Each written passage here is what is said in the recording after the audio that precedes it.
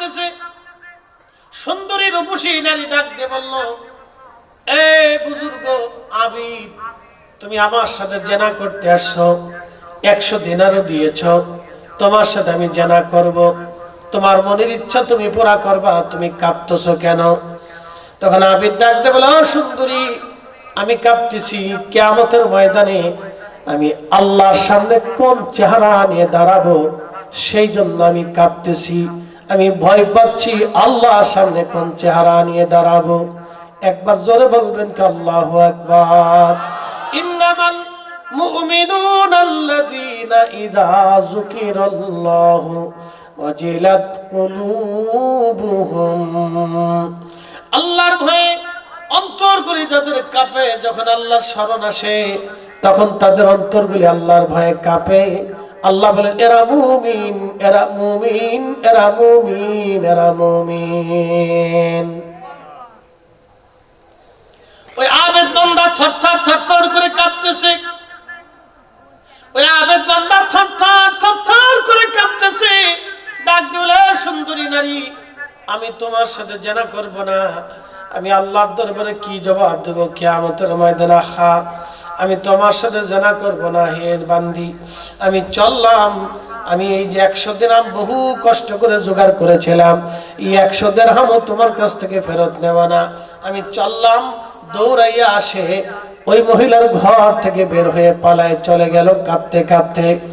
ওই মহিলা চিন্তা করলো, আহা, সে জীবনে কোনোদিন জেনা করে নাই, সারাটা জীবন কোনোদিন গুনাহ করে নাই, সারাটা জীবন কোনোদিন সে গুনাহ করে নাই, সারা জীবন সে খানকায় আল্লাহর ইবাদতে কাটায় দিল।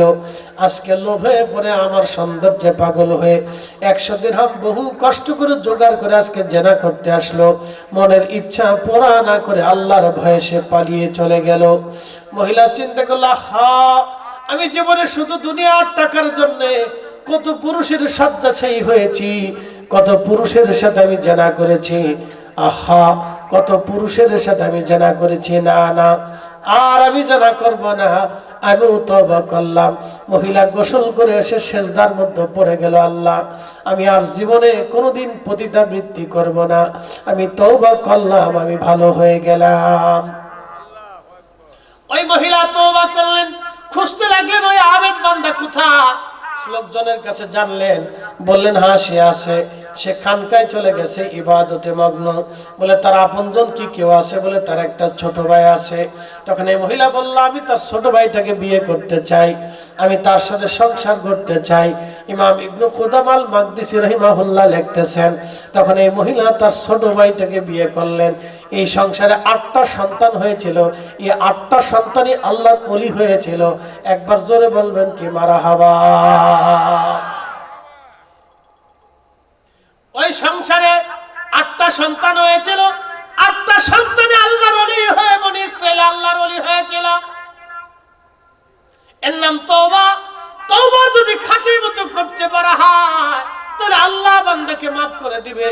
শয়তান একদিন আল্লাহকে ডাক দিয়ে বলে, রব, 9 লক্ষ বছর তোমার ইবাদত করলাম, আল্লাহ, বিনিময়ে কি তুমি আমাকে কিছু দিবা না? আল্লাহ বলেন, এ শয়তান, তুমি কি চাও? বলে, রব্বুল আলামিন ওয়া কানা মিনাল কাফিরিন, বলে, তোমার দরজা থেকে তুমি আমারে তাড়ায় দিছো। আল্লাহ, 9টা লক্ষ বছর ধরে তোমার ইবাদত করেছি, রব্বুল আলামিন, 3টা জিনিস আমি চাই। বলে, কি চাও তুমি বলো? বলে, আল্লাহ, কিয়ামত পর্যন্ত হায়াত দিবা। আল্লাহ বলেন, তা দিলাম। আর কি চাও? বলে, রব্বুল আলামিন, তুমি আমাকে তাম পৃথিবী ঘুরে আসার তৌফিক 1 সেকেন্ডের মধ্যে দিয়ে দিবা। আল্লাহ বলেন, তাও দিলাম। বলে, আর শয়তান, আর কি চাও? বলে, আল্লাহ, তোমার বান্দাদের রক্তের শিরার ভিতরে দিয়ে ঢুকে কালবের মধ্যে বসে বসে ধোঁকা দেওয়ার তৌফিক দাও। শোনেন, শোনেন, ওলিরা জিকির করে কিনা? কথা কন না, কথা কন না। কাদেরিয়া, চিশতিয়া, নকশবন্দিয়া, মুজাদ্দিদিয়া তরিকতে কিছু জিকিরের সবক আছে কিনা? নাই। কেন জিকির করে এটা শুনে যান। শয়তান আল্লাহকে বলতেছে, আল্লাহ, আমি তোমার বান্দার শিরার ভিতর দিয়ে ঢুকে কালবের মধ্যে বসে ধোঁকা দেব, সেই শক্তি দাও। আল্লাহ বলেন, তাও দিলাম। কি করবি? শয়তান তখন আল্লাহকে ডাকতে বলেন, আপনি তোর ইজ্জত জালালের কসম, ইজ্জত জালালের কসম, আমি একটা বান্দাকেও জান্নাতে ঢুকতে দেব না, আমি সবাইকে গুনাহ করাবো। তোর একটা বান্দা গুনাহ থেকে মুক্ত থাকবে না, আমি সবাইকে গুনাহ করাবো। এই জন্য দুনিয়াতে সবাই আমরা গুনাহগার। আমরা কি গুনাহগার? বুকে হাত দিয়ে কি বলতে পারবে যে আমার গুনাহ নাই? কোন বাপের বেটা মার সন্তানের কেউ আছে দুনিয়াতে? নেই। নবীরা ব্যতীত, নবীরা মাসুম, আর ওলিরা হচ্ছে মাহফুজ। আল্লাহ ওলিদেরকে হেফাজত করে। কোন মার সন্তান বাপের বেটা নাই যে বলতে পারবে বুকে হাত দিয়ে যে আমার জীবনে গুনাহ নেই। শয়তান সবারই গুনাহ করায়। শয়তান ডাক দিয়ে বলতেছে, আল্লাহ তোর ইজ্জত জালালের কসম, আমি একটা বান্দাও বেহেশতে ঢুকতে দেব না, সবাই গুনাহ করাবে। আল্লাহ পাক তখন জালালি হয়ে গেলেন, এই শয়তান তুই শুনে রাখ, আমি আল্লাহর ইজ্জত জালালের কসম, আমার বান্দাদেরকে তুই ধোঁকা দিয়ে কালবের মধ্যে বসে বসে ধোঁকা দিয়ে গুনাহ করাবি, আর আমার বান্দারা গুনাহ করার পরে মাফ চাইতে দেরি হবে, আমি আল্লাহ মাফ করতে দেরি করব না। একসাথে বলবেন আল্লাহু আকবার। হ্যাঁ, আরেকটু জোরে চিৎকার মেরে একসাথে বলে, আরো জোরে বলে। খুশি হন নাই? খুশি নি আপনারা? قل يا عبادي الذين اسرفوا على أنفسهم لا تقنطوا من رحمة الله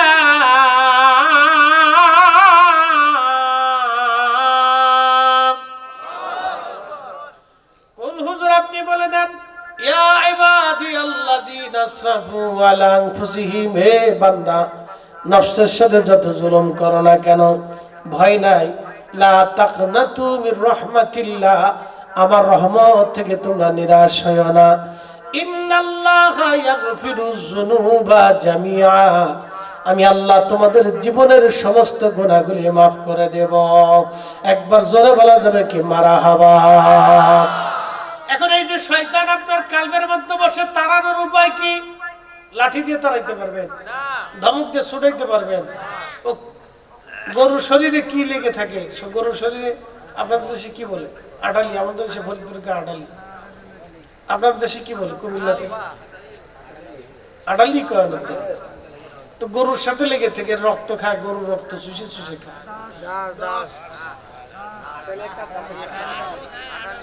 দাসও একটা আছে, আটালিও একটা আছে। আটালি এটা চামড়ার সাথে লেগে থাকে, দীর্ঘদিন থাকে, ছোট ছোট রক্ত খেতে খেতে খেতে খেতে লাল হয়ে যায়, বুঝছেন? এটাও আছে। আর দাস হলো এসব কামড় দেয় বড়, এটা ওটাও আছে, মাছির মতো আর কি। দাস কা বড় আর কি, এটা খুব কামড়ায়, গরু খুব কষ্ট পায় এটা এটা কামড়ায়। তো যাই হোক, খুব মনোযোগ দেন।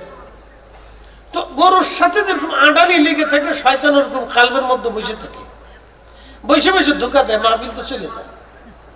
হ্যাঁ, রোজা রাখিস না, নামাজ পড়িস না, জিকিরে বসিস না, এইভাবে শয়তান ধোঁকা দিতে থাকে।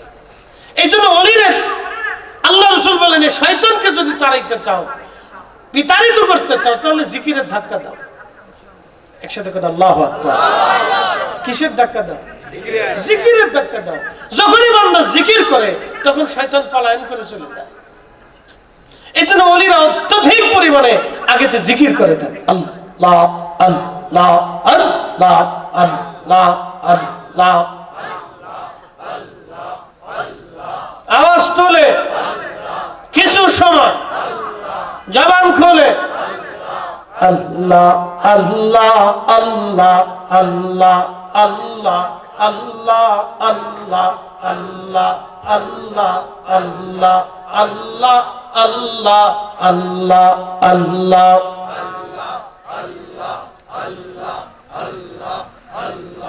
আল্লাহ। তোমার লীলা খেলা কেউ বোঝে কেউ বুঝে না।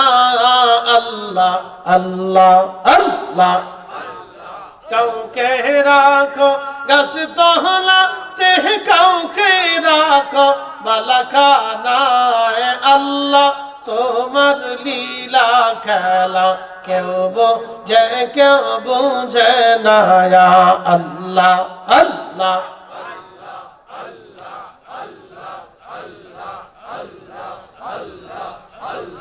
ইব্রাহিম তোমার নবী ছিল নমরুদের আগুনে ফেললো ইব্রাহিম তোমার নবী ছিল নমরুদের আগুনে ফেললো আগুন হইল ফুলবা কিসা পাশম কেন পড়লো না আল্লাহ তোমার লীলা খেলা কেউ বোঝে না আল্লাহ আল্লাহ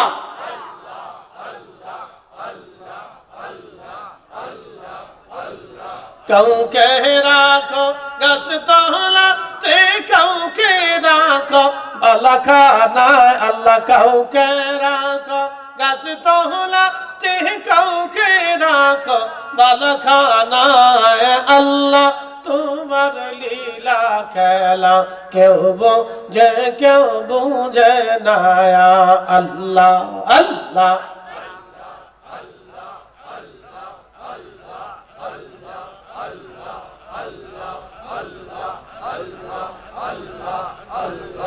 ইউনুস তোমার নামে ছিল মাছে তারে গিলে ফেললো মাছের পেটে রইলেন ইউনুস হজম কেন হইল না আল্লাহ মাছের পেটে রইলেন ইউনুস হজম কেন হইল না আল্লাহ তোমার লীলা খেলা কেউ বোঝে না আল্লাহ আল্লাহ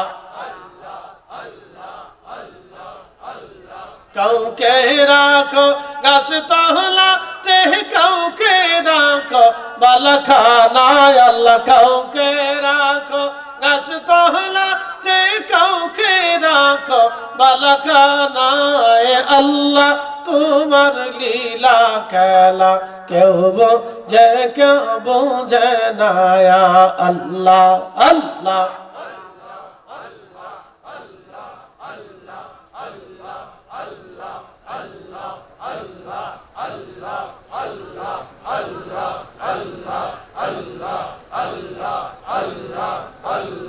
मूसा तुम्हार नामे ছিল তোর পাহাড়ে সবল করলো পাহাড় বইরা সুরমা হইল मूसा কেন পড়লো না আল্লাহ পাহাড় বইরা সুরমা হইল मूसा কেন পড়লো না আল্লাহ তোমার লীলা খেলা কেউ বুঝে না আল্লাহ আল্লাহ কাউকে রাখো গাছ তলাতে কাউকে রাখো বালাখানায় আল্লাহ তোমার লীলা খেলা কেউ বুঝে না আল্লাহ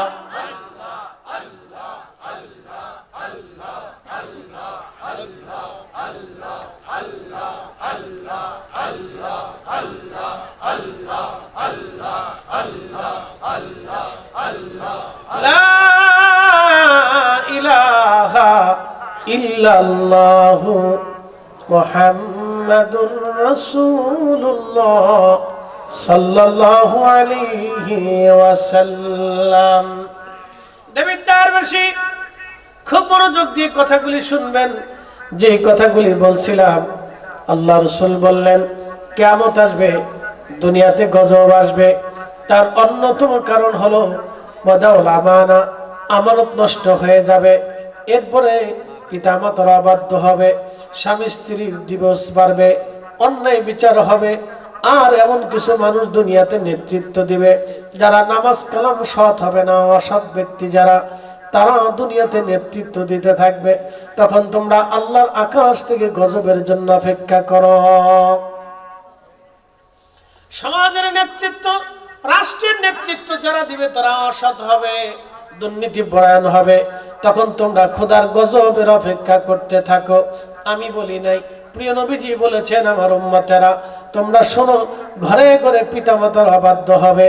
আজকে বাংলাদেশের দিকে যদি আপনি তাকান, 100% ছেলে মেয়ের ভিতরে 50% ছেলে মেয়েরা পিতা মাতাকে মানে না, এরা অবাধ্য এবং ছোট কাল থেকেই তারা নেশায় আসক্ত হয়ে যাচ্ছে।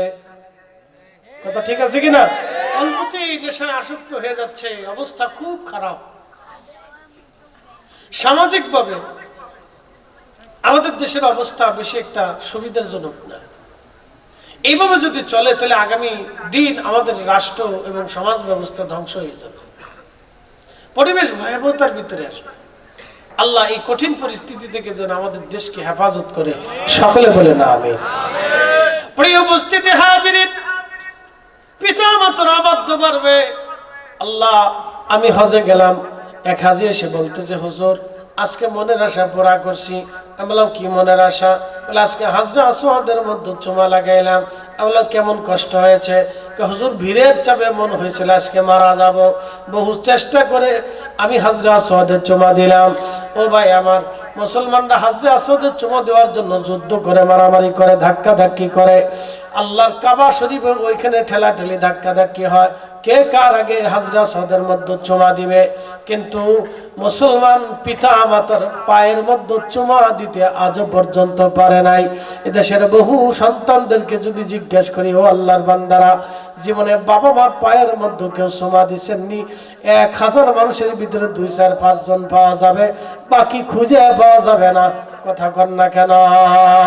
আল্লাহর নবী বলেন, উম্মত, তোমার মা তোমার বাবা তোমার জান্নাত, তোমার মা তোমার বাবা জাহান্নাম।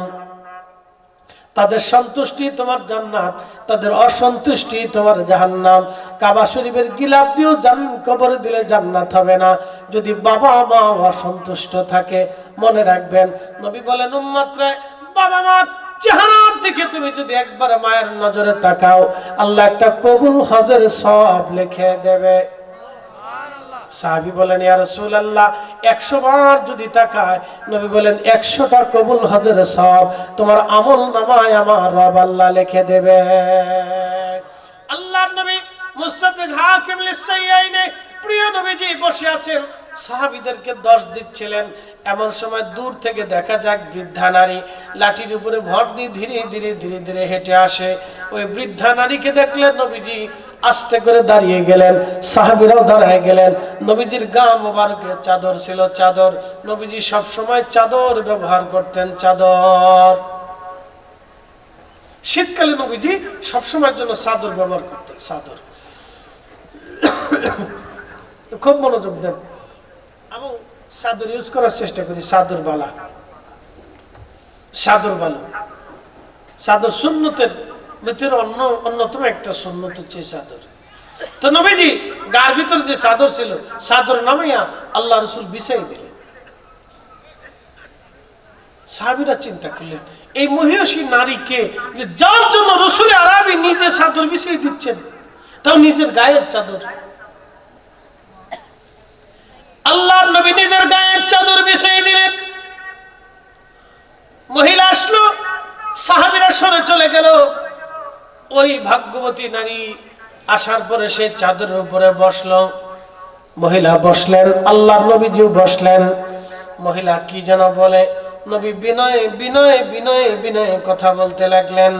ওয়ালা তানহারুহুমা, তুমি তাদেরকে ধমক দেবে না, উচ্চবাচ্য করবে না, গালিগালাজ করবে না, এবং তুমি রাগারাগি করবে না, চেঁচামেচি করবে না। আখফিজ লাহুমা জানাজুল্লি মিনান, এরপর আল্লাহ বলেন, ওয়ালা তানহারহুমা ওয়া কুল লাহুমা কওলান কারীমা। যখন তার সাথে কথা বলবে, তাদের সাথে কথা বলবে দয়ার ভাষা দিয়ে, নরম ভাষা দিয়ে, মায়ার ভাষা দিয়ে, আদবের ভাষা দিয়ে। তোমরা তোমাদের বাবা মার সাথে কথা বলবে। আখফিজ লাহুমা জানাহাজুল্লি মিনার রাহমা, তোমার জীবনের যত দয়া আছে, যত মায়া আছে, যত ভালোবাসা আছে, সব দয়া মায়া ভালোবাসাগুলি তুমি তোমার পিতা মাতার জন্য দিয়ে দিবে। ওয়াকুর রাব্বিরহামহুমা কামা রাব্বায়ানি সগীরা। আর বাবা মা যদি মারা যায়, কবরে চলে যায়, তাহলে ওই বাবা মার জন্য এইভাবে তুমি দোয়া করবে, রাব্বিরহামহুমা কামা রাব্বায়ানি সগীরা।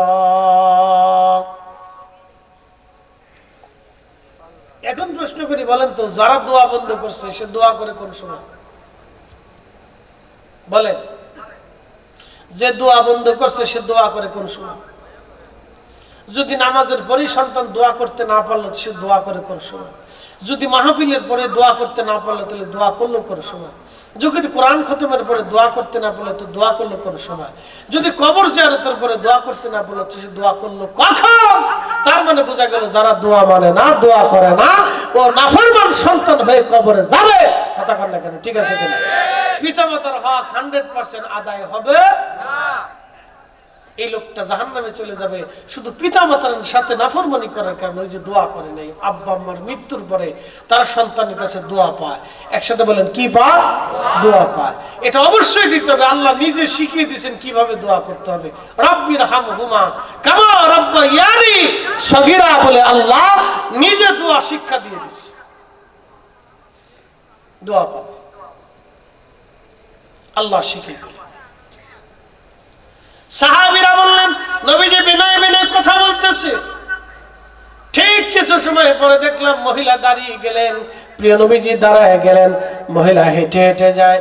নবীজি পথের দিকে তাকিয়েছিলেন দীর্ঘ সময়। যত সময় মহিলাকে দেখা যাচ্ছিল তত সময় আমাদের নবী পথের দিকে তাকিয়েছিলেন। সাহাবীরা এসে বলেন, ইয়া রাসূলুল্লাহ, এই মহিলাকে যে আপনি গায়ের চাদর বিছিয়ে দিলেন সে চাদরে এসে বসলো, সে কথা বললো, আর আপনি বিনয়ে বিনয়ে বিনয়ে কথা বললেন। আল্লাহর নবী চোখের পানি ছেড়ে দিয়ে বললেন, সাহাবীরা রে, তিনি অন্য কেউ না, তিনি আমার ধাত্রীমা হালিমাতুস সাদিয়া। একবার জোরে জোরে বলা যাবে কি মারহাবা? তিনি সেই নবী, শ্রেষ্ঠ নবী, মানুষ হইয়া ভবেতে আসিয়া মানুষের করিলাম কি? আমি নবী না মানিলাম কি যে ভুল করিলাম, আমি নবী না মানিলাম কি যে ভুল করিলাম, ভস্মে ঢালিলাম ঘি। মানুষ হইয়া ভবেতে আসিয়া মানুষের করিলাম কি? মানুষ হইয়া ভবেতে আসিয়া মানুষের করিলাম কি? একটা জবান বন্ধ থাকবে না, আওয়াজ তুলে মহব্বতে পড়েন আল্লাহুম্মা সাল্লি আলা। জবান খুলে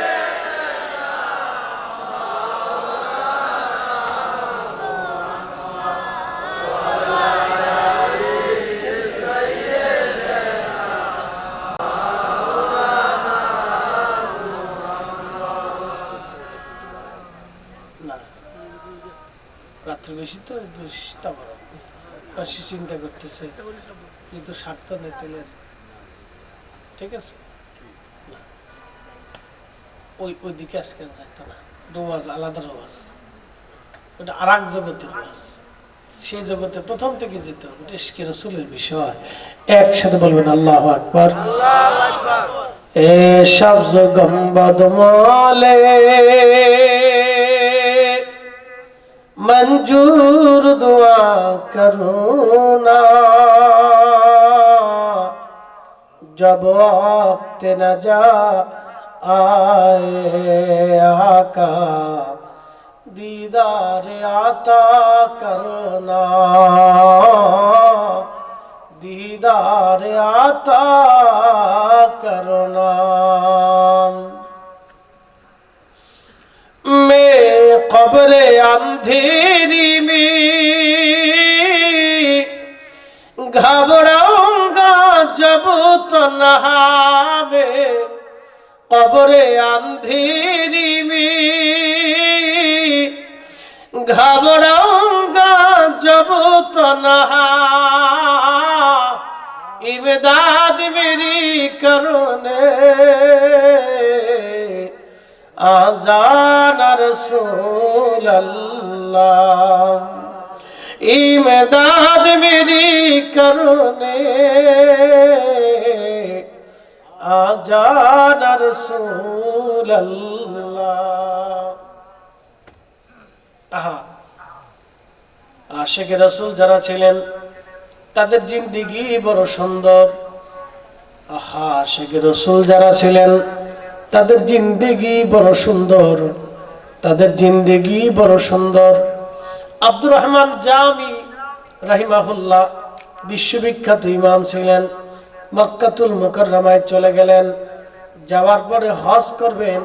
হজ শেষ করে আব্দুর রহমান জামি চিন্তা করলেন মদিনাতুল মুনাওয়ারায় যাব।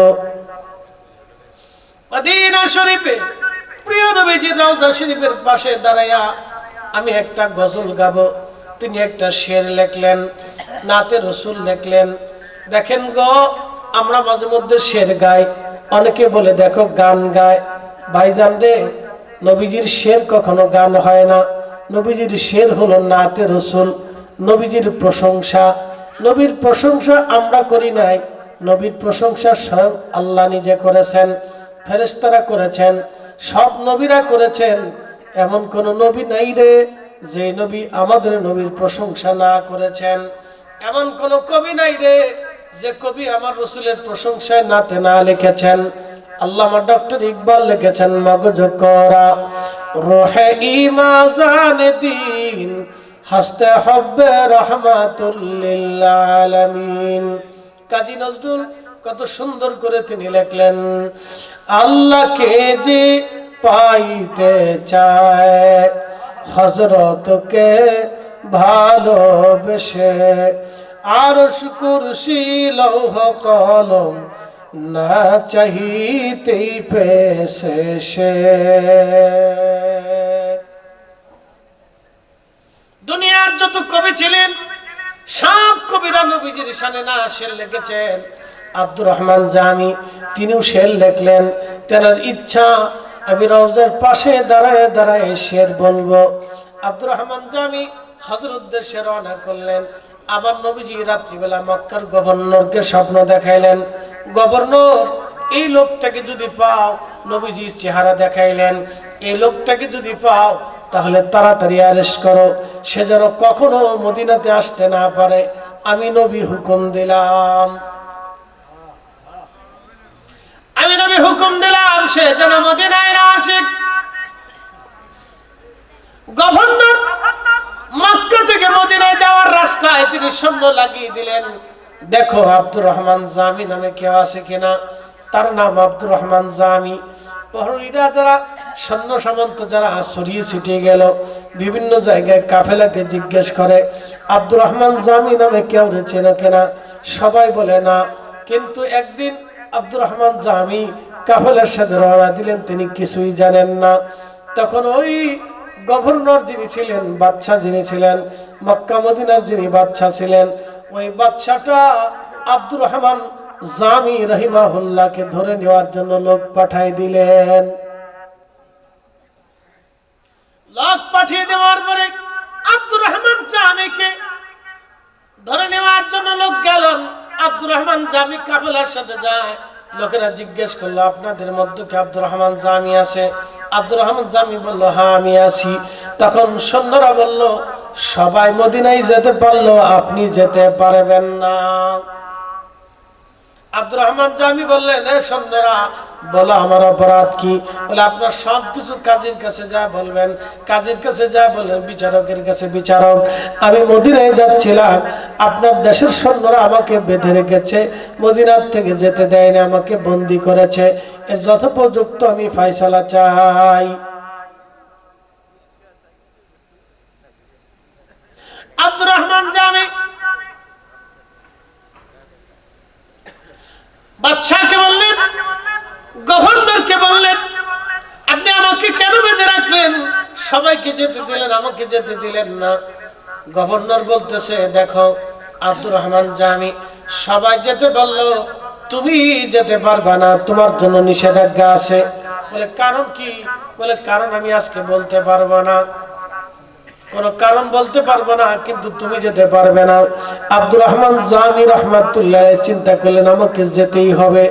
আমি যার পাগল, সেই নবীর রওজায় যদি যেতে না পারে আমার জীবন বৃথা যাবে। মান যারা কবরি ওয়াজাবাত লাহু শাফাআতি ইয়াউমাল কিয়ামা। আজকেও হাজিরা হজে যায়, 100 বছর আগেও হাজিরা হজে গিয়েছিল। 100 বছর আগে যারা হজে যাইতো তারা হজ করে আসার পরে ওলি হয়ে কবরে যাইতো। এখন হাজি হজ করে আসার পরে সুদের কারবারি ঘুষের কারবারি ছাড়ে না। ঠিক আছে কিনা? হাজি এখন হজ করে আসার পরে সুদের কারবারি ঘুষের কারবারি আগে হাজি হজ করে আসার পরে ওলি হয়ে যাইতো। ওরা হজ করতে আর 2-1 দিন যাইতো না, 6 মাস 1 বছর চলে যেত হজ করতে। এমন হাজি গেছে জীবনে আর কোনো দিন ফিরে আসে নাই। কথা ঠিক আছে না? বিদায় দেয় নিয়ে মাফ সব চাইয়া তারপরে যাইতো, তোমাদের মাঝে আর ফিরে না আসতে পারি আমার মাফ করে দাও। জীবনে তোরে বিদায় নিছে। ওই হাজি যখন প্রিয় নবীজির রওজা মোবারকের পাশে যায় দাঁড়াইতো আর সালাম দিত, চোখের পানি ফেলে ফেলে কাঁদতো, থরথর করে কাঁদতো। ইয়া রাসূলুল্লাহ, আমি হাজি বহুদূর থেকে আপনার কদম মোবারকে ছুটে আসছি। তখন আল্লাহর নবী তাদের সালামের জবাব দিয়ে দিতেন। আল্লাহর নবী বললেন, আমার ইন্তেকালের পরে আমার রওজা জিয়ারত করার জন্য যারা আসবে, আমি নবীর দায়িত্ব হয়ে যাবে তাকে সুপারিশ করে জান্নাতে নিয়ে যাওয়া। একসাথে জোরে বলবেন আল্লাহু আকবার। ওয়াজ আমার শেষ, ভালো করে শুনে যাবেন। আব্দুর রহমান জামি রাহমাতুল্লাহ আলাইহি পরে আবার তিনি উটের হাউদার ভিতরে চড়ে পালায় পালায় তিনি যাচ্ছিলেন। উটের হাউদার ভিতরে পালিয়ে তিনি যাচ্ছেন। আল্লাহর নবী স্বপ্ন দেখাইলেন, ও গভর্নর, এই আব্দুর রহমান জামি নামক লোকটাকে তাড়াতাড়ি ঠেকাও, সে যেন কোনো মতেই মদিনাতুল মুনাওয়ারা না আসে।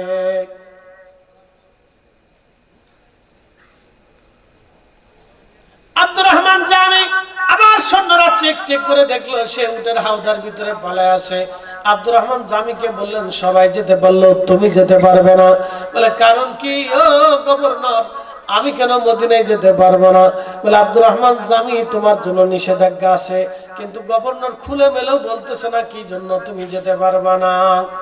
হযরতে আব্দুর রহমান জামি আবার চলে গেলেন। চিন্তা করলেন, এইভাবে না, আরো পালাইতে হবে। এবার সে কাফেলার লোকদেরকে বললেন, তোমরা বস্তার ভিতরে বইরা আমার বস্তার ভিতরে নিয়া উটের পিঠের উপরে তোমরা আমাকে বেঁধে দাও। আব্দুর রহমান জামিকে বস্তার ভিতরে দিয়ে উটের পিঠে এসে বেঁধে দেওয়া হলো। উট যাচ্ছে। আল্লাহর নবী আবার স্বপ্ন দেখাইলেন, গভর্নর তাড়াতাড়ি যাও, আব্দুর রহমান জামি যেন মদিনাতুল মুনাওয়ারায় না আসে, তারে বাধা দাও, সে যেন না আসে। হযরত আব্দুর রহমান জামিরা আবার খুঁজতে খুঁজতে দেখে একেবারে উটের মালপত্রের ভিতরে আব্দুর রহমান জামিকে বেঁধে রাখা হয়েছে। আব্দুর রহমান জামি বের করে দিয়ে বললেন, তুমি চলে যাও, তোমাকে আমরা ছাড়ব না। হযরত আব্দুর রহমান জামি বলেন, এ গভর্নর, তুমি আমাকে বারবার ঠেকাও কেন? আমি কি মদিনায় যাব না? আব্দুর রহমান জামিকে গভর্নর ডাক দে, বলে, আব্দুর রহমান রে, মদিনায় তোমার যাওয়া নিষেধ, আল্লাহর নবী নিষেধ করেছে। আল্লাহর নবী নিষেধ করেছে, তুমি যেতে পারবে না। আব্দুর রহমান জামি কাঁদতে লাগলেন, ইয়া রাসূলুল্লাহ, ইয়া হাবিবাল্লাহ, আমি আপনার কদম মোবারকে আসবো, আপনি নিষেধ করলেন। আল্লাহর নবী ডাক দিলেন, স্বপ্ন দেখায় বলেন, আব্দুর রহমান জামি রে, তুমি যদি আসো তাহলে তুমি একটা গজল লিখেছো, একটা নাত লিখছো, ওই নাত শরীফ যদি তুমি আমার রওজা শরীফে এসে পড়ো, আমি নবী এত খুশি হই, নাতে এত সুন্দর কথা তুমি লেখছো, আমি রাসূলের জন্য দায়িত্ব হবে রওজা শরীফ থেকে উঠে তোমার সাথে মোলাকাত করা। একবার জোরে বলবেন কি মারহাবা। কিন্তু আমি নবী যদি রওজা শরীফ থেকে উঠি তখন তো কিয়ামত হয়ে যাবে। আব্দুর রহমান জামি, তুমি আইসো না, তোমার আশা লাগবে না, আমি রাসূল তোমাকে কবুল করে রাখছি। একসাথে জোরে বলবেন কি ইয়া রাসূলুল্লাহ। আরে রাসূল যার পক্ষে আল্লাহ তার পক্ষে, নবী যার পক্ষে নাই আল্লাহ তার পক্ষে নাই। এজন্য আমরা সুন্নিরা নবী নবী করি, কারণ আমরা জানি নবীর জন্য কাঁদলে আল্লাহর জন্য কাঁদা হয়, নবীর জন্য জীবন দিলে আল্লাহর জন্য জীবন দেওয়া হয়, নবীর পথ মানলে আল্লাহর পথ মানা হয়, নবীর মত মানলে আল্লাহর মত মানা হয়, নবীর পক্ষ নিলে আল্লাহর পক্ষ নেওয়া হয়ে যায়, নবীর দল করলে আল্লাহর দল করা হয়ে যায়। কথা বলেন ঠিক কিনা?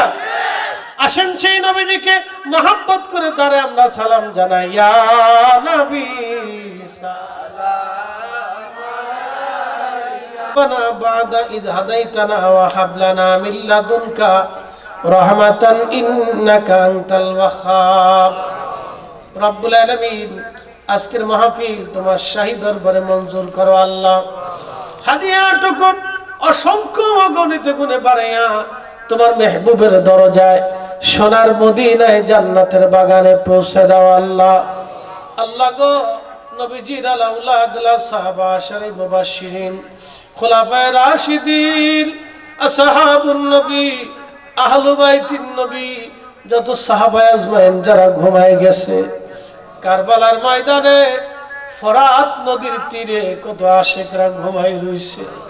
আল্লাহ, আব্বাস আলমদার পানি আনতে যাইয়া পানি বিহীন দুইটা হাত বেঈমানরা সেদিন ওনার কেটে ফেলে দিয়েছিল। আল্লাহ হাতের মায়া করে নাই, রসুলের আহলে বাইতের মায়া তার অন্তরের ভিতরে রেখে পানির মশক নিয়ে কামড় দিয়ে ধরে দৌড় বেরোছিল হযরত জয়নুল আবেদিনকে পানি পান করানোর জন্য, হযরত আলী আসগরকে পানি পান করানোর জন্য। মালিক, বেঈমানরা সেই দিন তাকে নির্মমভাবে কারবালার ময়দানে শহীদ করে দিয়েছিল। আল্লাহ, আজ আব্বাস আলমদারের মাজার থেকে চুয়ে চুয়ে ফুটায় ফুটায় পানি বের হয়ে আসে। ইয়া রাব্বি,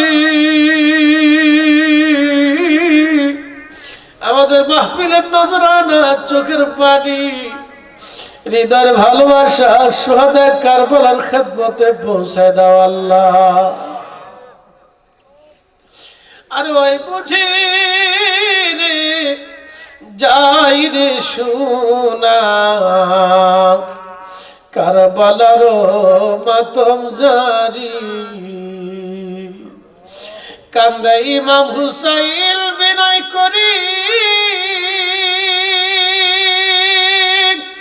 আলী আসগরের লাশ বুকে ধরি, এক ফুটা পানি দিল না ওরা, বুকেতে তীর দিল মারি। রব্বুল আলামিন কাদেরিয়া, চিশতিয়া, নকশবন্দিয়া, মুজাদ্দিদিয়া যত ওলিরা এই জমিনের মাটির নিচে ঘুমায় আল্লাহ, সকল ওলিদের হুজুরে মাহফিলের নজরানা পৌঁছায় দাও আল্লাহ। আমরার কারো বাবা নাই রে, কারো মা নাই, হতভাগা কে জানি মাও নাই বাবাও নাই। আল্লাহ আল্লাহ আল্লাহ, দক্ষিণ নারায়ণপুরের মাটির নিচে যত মানুষ ঘুমাইতেছে আল্লাহ, আল্লাহ আমার বদিউল আলম ভাই, আমার শাহ আলম ভাইয়ের আপনজন যারা কবর দেশে ঘুমাই গেছে, আল্লাহ প্যান্ডেলের পিছনে গোরস্থানে কত মানুষ ঘুমাইতেছে মালিক, আল্লাহ কবরগুলি দয়া করে জান্নাতের বাগান বানায়া দাও। ইউনূস নবীর করছো গো দয়া আল্লাহ, মাসর পেটেতে রাখিয়া আমরা রেডি করবা গো দয়া আল্লাহ, কবরে রাখি আল্লাহ মাফ করছনি। রব্বুল আলামিন আল্লাহ আল্লাহ মেহেরবানি করে আমাদের আপনজন যারা কবরে চলে গেল সবাইকে মাফ করে দাও আল্লাহ। আল্লাহ, উসমান হাদি সাহেব, আমার উসমান হাদি ভাই, তিনি আজকে ইন্তেকাল করেছেন, মারা গেছেন। আল্লাহ তার আখিরাতের যাত্রাকে সহজ করে দাও, তার জীবনের ভুল ত্রুটিগুলি মাফ করে দাও। আল্লাহ আমাদের দেশের উপরে তুমি অবারিত সাকিনা দাও, রাজনৈতিক অস্থিরতা তুমি দয়া করে এই থেকে জমিনকে মুক্ত করো আল্লাহ। রব্বুল আলামিন খায়ের ভাই মাহফিলের জন্য অনেক কষ্ট করেছেন, তিনি অসুস্থ। আল্লাহ মেহেরবানি করে আমার খায়ের ভাইয়ের উপরে তোমার অবারিত সাকিনা নাজিল করিয়া দাও আল্লাহ। আসমানি বালা জমিনি বালা থেকে এই জমিনকে তুমি দয়া করে হেফাজত করো আল্লাহ। আল্লাহ তোমার কত ওলিরা এই জমিনের মাটির নিচে ঘুমায়, আল্লাহ তোমার প্রত্যেক ওলিদেরকে দয়া করে হেফাজত করো আল্লাহ। আল্লাহ আমাদের জীবনের গুনাহগুলি দয়া করে মাফ করে দাও আল্লাহ। আল্লাহ আমাদের দেশের উপরে শান্তি দাও, আমাদের দেশের উপরে তুমি অবারিত বরকত দিয়ে দাও আল্লাহ। আলহামদুলিল্লাহি রাব্বিল আলামিন। الصلاة والسلام على رسوله الكريم وعلى آله وصحابه أجمعين সাকারাতের বিছানা আসবে, মৃত্যুর পরোয়ানা আসবে, কঠিন সময় আমাদের জবানে তুমি জারি করো মধুর কালেমা লা ইলাহা ইল্লাল্লাহু মুহাম্মাদুর রাসূলুল্লাহ।